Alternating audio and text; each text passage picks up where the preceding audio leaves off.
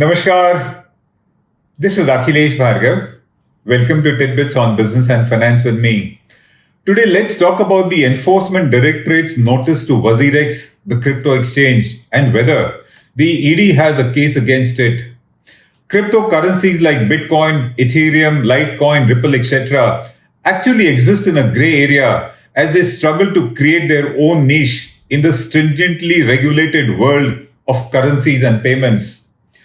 Trading in cryptos may have caught on worldwide amidst a love and hate relationship with the likes of Elon Musk, but such trading remains mired in an uncertain regulatory environment all over the world. For sheer want of transparency and the absence of government control on the issuance and circulation of cryptos, few banking and capital market regulators support the very idea of cryptos and their trading. The RBI in India opposes and rejects the concept of a parallel currency which is not under its control and supervision as the monetary regulator. It is akin to having two currencies circulating in one nation, one regulated and the other unregulated like the wild, wild west.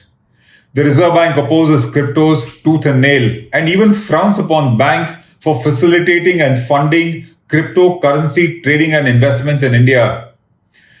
The Income Tax Department and the ED too are against cryptos and view them with suspicion since, by their very nature, cryptos have become easy avenues to hide black money and simply indulge in transnational money laundering.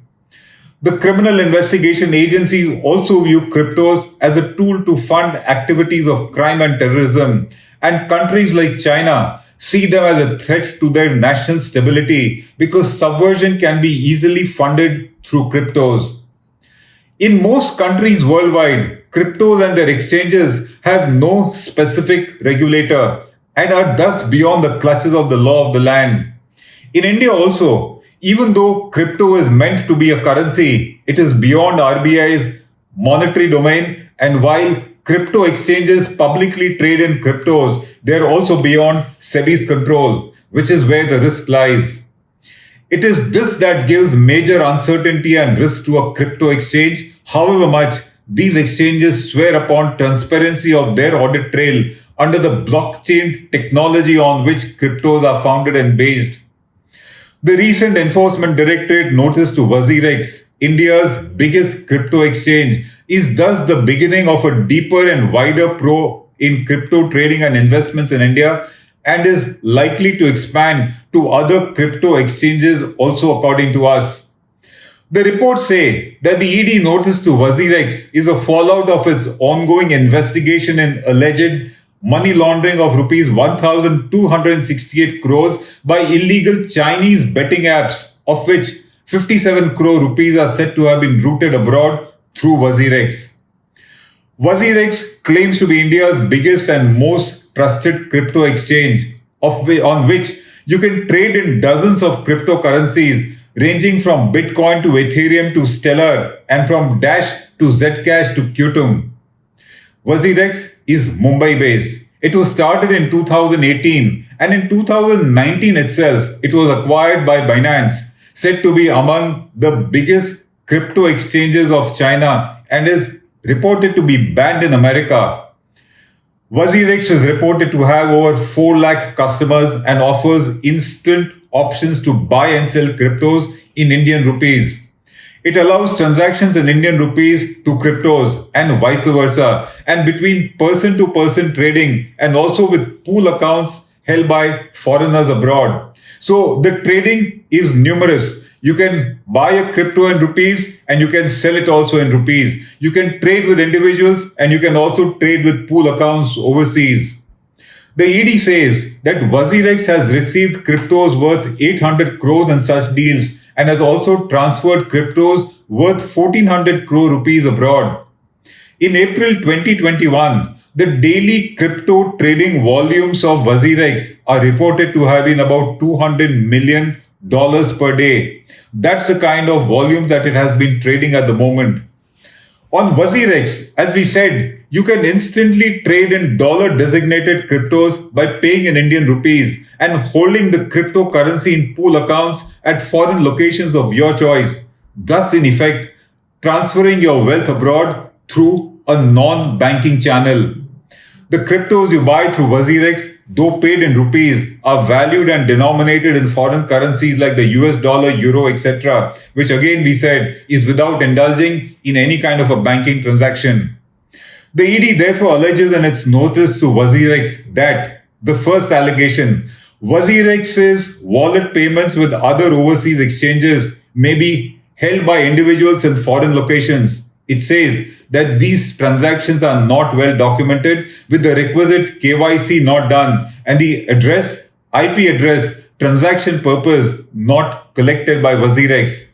It then says that WazirX did not comply with the anti-money laundering and the combating of funding of terrorism guidelines, which must be strictly followed since the cryptocurrencies have tangible value and are also used to make payments.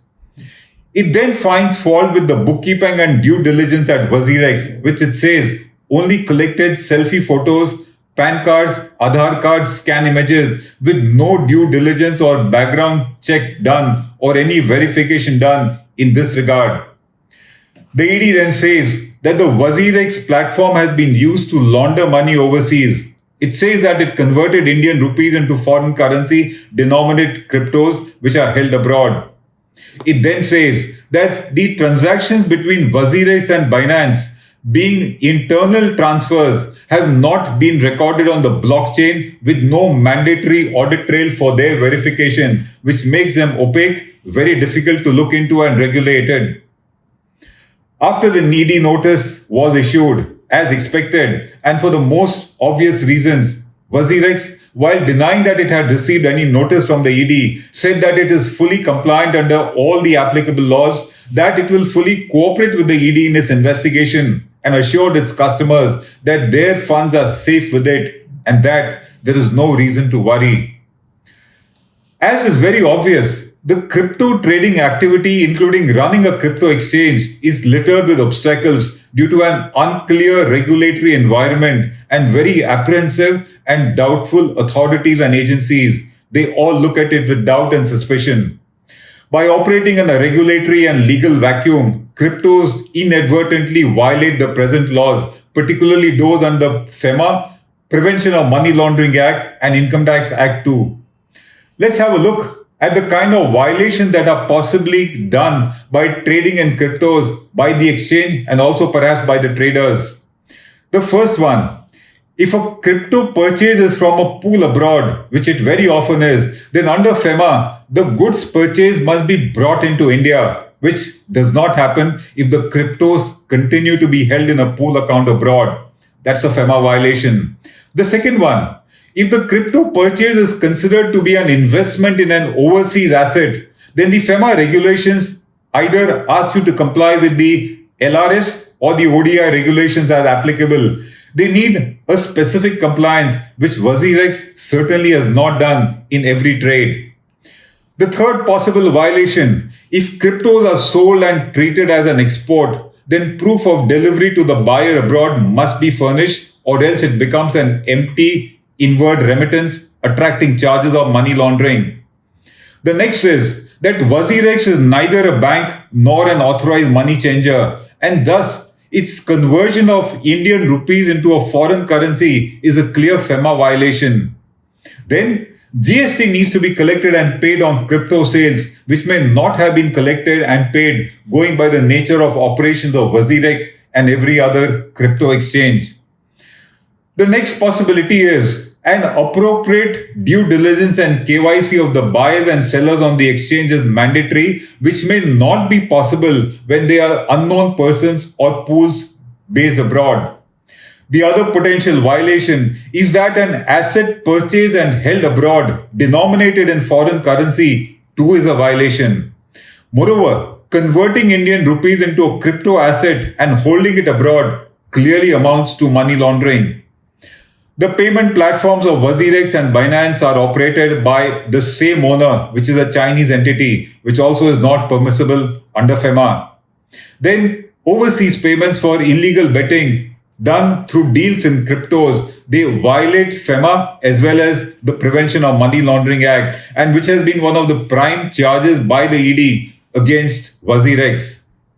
The next possible violation is that transfer of money overseas without any transaction and documentary trail or paperwork and parking it in pools and accounts abroad amounts to money laundering.